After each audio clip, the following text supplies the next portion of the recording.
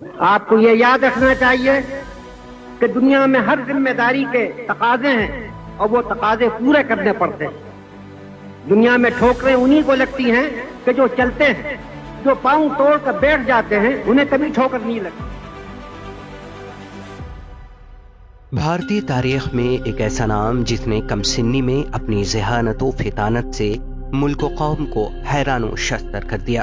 متضاد حیثیتوں پر مبنی زندگی کے مالک مولانا ابوالکلام آزاد ایک زبردست صحافی، عالی مرتبہ مجتہد، عظیم دانشور، بلند پایا مفکر، فلسفی اور جنگ آزادی کے عظیم رہنما تھے۔ مولانا ابوالکلام آزاد کی پیدائش 1888 میں مکہ معظمہ میں ہوئی۔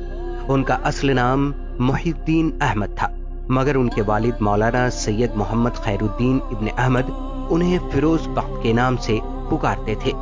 اپنے والد سے ابتدائی تعلیم حاصل کرنے کے بعد آزاد مصر کی مشہور درسگاہ جامعہ ازہر چلے گئے، جہاں انہوں نے مشرقی علوم کی تکمیل کی۔ عرب سے ہجرت کر کے بھارت آئے تو کلکتہ کو اپنی سرگرمیوں کا مرکز بنایا۔ یہیں سے انہوں نے اپنی صحافتی اور سیاسی زندگی کا آغاز کیا۔ انہوں نے یہیں سے 15 برس کی عمر میں لسان الصدق جریدے کی ارادت کی اور سن 1912 میں 20 برس کی عمر میں الہلال کے نام سے ایک ہفتہ وار اخبار نکالا۔ یہ پہلا باتصویر سیاسی اخبار تھا۔ اس اخبار میں انگریزوں کی پالیسیوں کے خلاف مضامین شائع ہوتے تھے، جس پر انگریز حکومت نے پابندی لگا دی۔ اس کے بعد مولانا آزاد نے انگریز مخالف پالیسیوں پر دوسرا البلاغ اخبار جاری کیا۔ مولانا آزاد کا مقصد جہاں انگریزوں کی مخالفت تھا، وہیں قومی ہم آہنگی اور ہندو مسلم اتحاد پر ان کا پورا زور تھا۔ انہوں نے اپنے اخبارات کے ذریعے قومی وطنی جذبات کو بیدار کرنے کی کوشش کی۔ مولانا ابوالکلام آزاد سیاسی محاذ پر بھی سرگرم رہے۔ انہوں نے تحریک عدم تعاون، بھارت چھوڑو اور خلافت تحریک میں بھی حصہ لیا۔ گاندھی جی کی قیادت پر انہیں پورا اعتماد تھا۔ گاندھی کی افکار و نظریات کی تشہیر کے لیے انہوں نے پورے ملک کا دورہ کیا۔ مولانا آزاد ایک اہم قومی لیڈر کی حیثیت سے ابھرے۔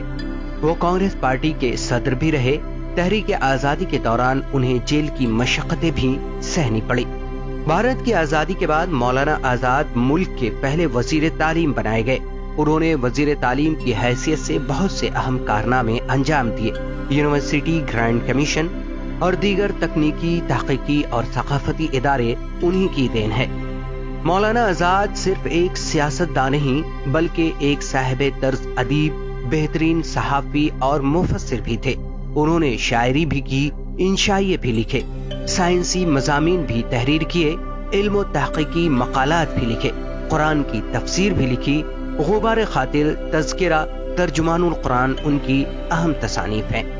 مولانا نے اپنی کتاب غبار خاطر قلعہ احمد نگر میں قید کے دوران تحریر کی تھی، جسے مالک رام جیسے محقق نے مرتب کیا اور ساہتیہ اکادمی نے اسے شائع کیا۔